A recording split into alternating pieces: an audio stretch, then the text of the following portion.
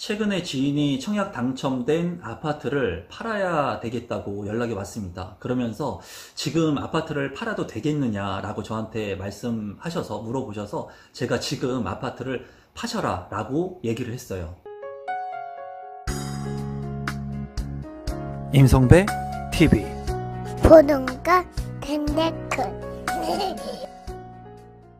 최근에 지인한테 연락이 왔는데요.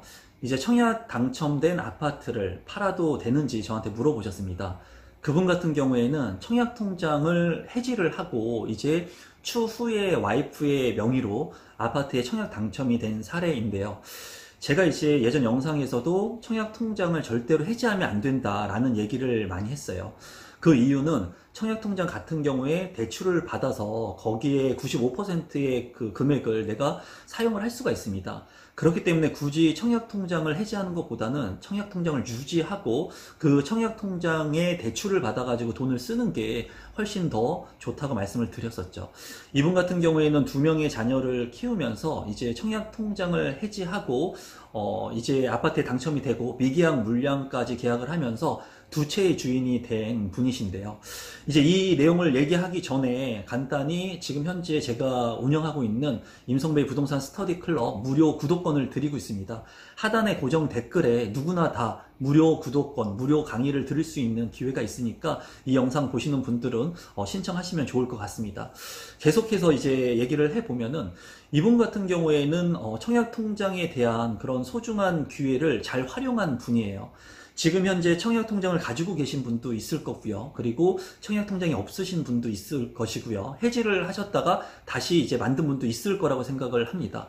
이분 같은 경우에는 모든 게 이제 다 속한 그런 케이스라고 보시면 돼요.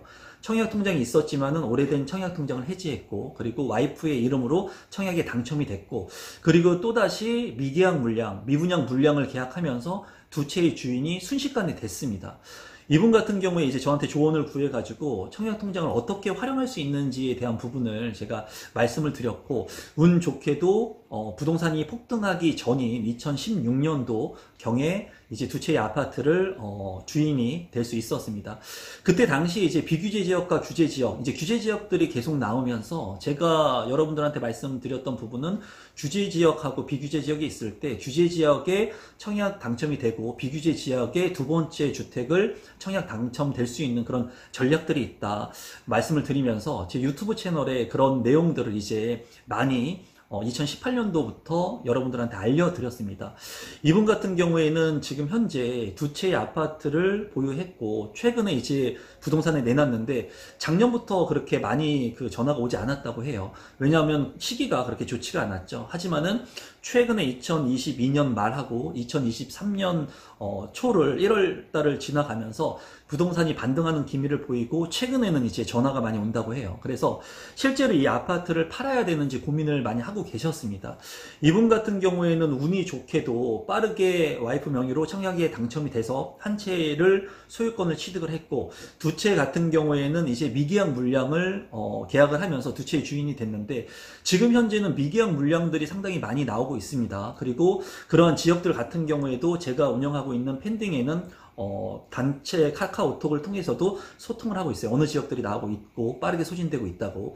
그런데 이분 같은 경우에는 LH에 있는 미계약 물량을 계약을 했습니다. 그때 당시에 LH 같은 경우에는 중도금 대출에 따른 그런 대출이 안 나올 수도 있다는 문구를 기재를 했어요. 지금도 중도금 대출을 뭐 확실히 해준다 이런 문구를 넣지는 않고 중도금 대출에 불과할 수 있다는 내용들을 넣습니다. 저 같은 경우에는 이런 부분들에 있어서 리스크가 있지만은 그래도 대부분의 대출들이 다 소화가 됐었거든요. 그래서 그분한테 그런 부분들을 얘기를 했고 미분양 물량이지만은 그래도 나쁘지 않게 저렴한 금액이었기 때문에 이제 추천을 해서 그분 같은 경우에는 두 채 주인이 됐는데 중요한 것은 이분이 이제 가지고 있는 그 부동산 아파트가 동일 수급권에 있다는 거예요. 그러니까 비슷한 지역 그 섹터 안에 두 개의 부동산이 있습니다. 그렇기 때문에 제가 이제 부동산 하나를 자금이 어렵기 때문에 팔아도 되는지 저한테 물어봤고 이제 그분 같은 경우에도 계속해서 부동산을 내놨을 때 아파트를 부동산에 내놨을 때 이제 매수 전화가 하나도 없다가 최근에 이제 이런 연락들이 오니까 부동산의 가격도 오르고 하니까는 이 부동산을 팔지 말아야 될지 고민을 하는 것 같아요. 그리고 앞으로 이 부동산이 더 오를 거라는 기대감을 가지고 있고, 그리고 개발 계획이 있기 때문에 앞으로 이 부동산의 가치가 더 올라갈 거라고 이제 생각을 하는 것 같습니다. 사람들이 항상 똑같아요. 부동산에서 전화가 안 오고, 그리고 매수 심리가 꽁꽁 얼 때는 부동산을 빨리 팔려고 해요. 그리고 막 팔고 싶어 해요. 하지만은 최근과 같이 부동산의 반등 기미가 보이고 부동산을 살려고 하는 사람들이 많이 이제 나타나면은 이제 그때 대해서는 이제 매수자가 있는데도 불구하고 그 타이밍을 놓치고 팔지 못하는 경우도 있습니다. 그리고 본인이 가지고 있는 부동산을 사랑에 빠지지 말아라 라고 제가 많이 말씀을 드렸죠. 많은 사람들이 자기가 살고 있는 아파트, 소유권의 아파트가 최고인지 알아요.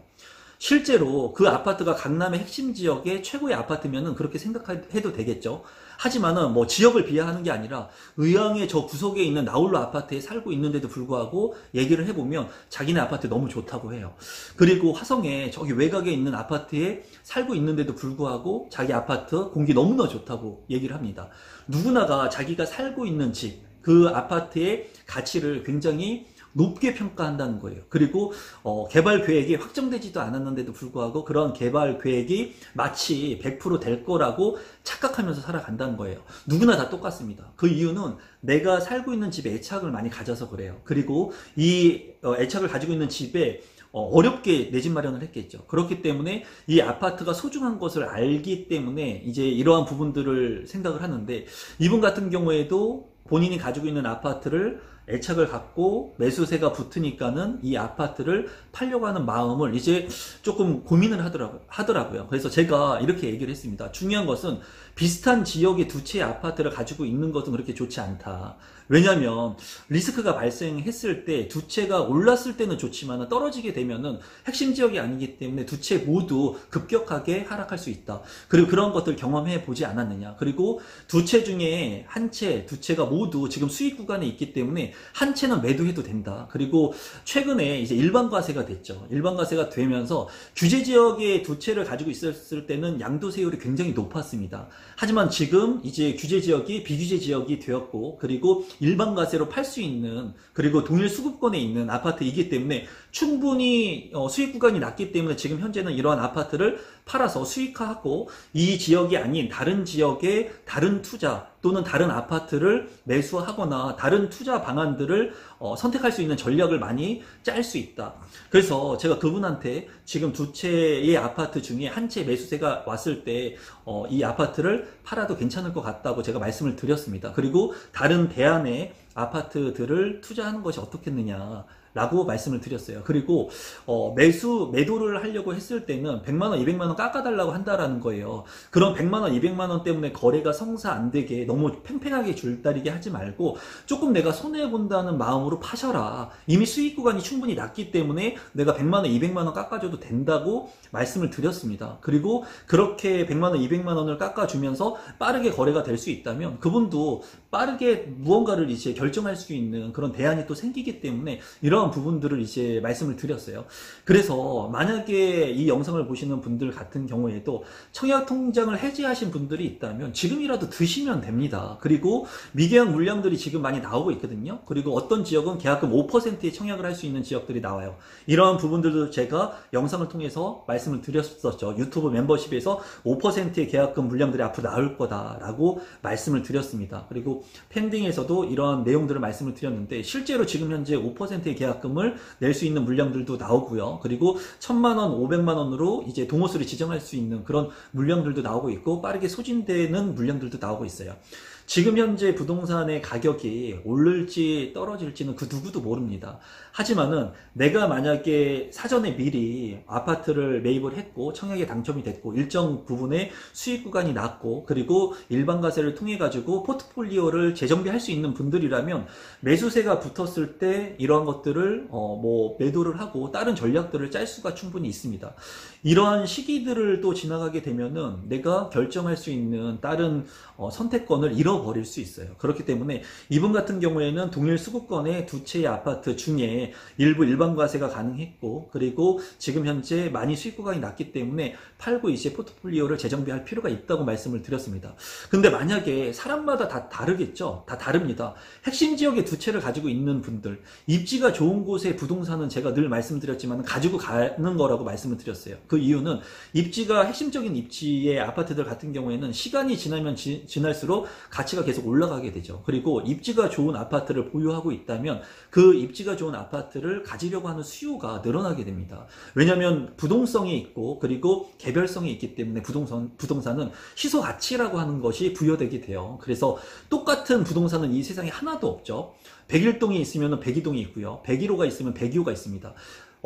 같은 비슷한 부동산 일지라도 아주 똑같은 부동산은 단 하나도 없다라는 거예요. 그래서 이러한 개별성으로 인해서 입지가 좋은 곳의 아파트의 가치는 올라가게 된다라는 거죠.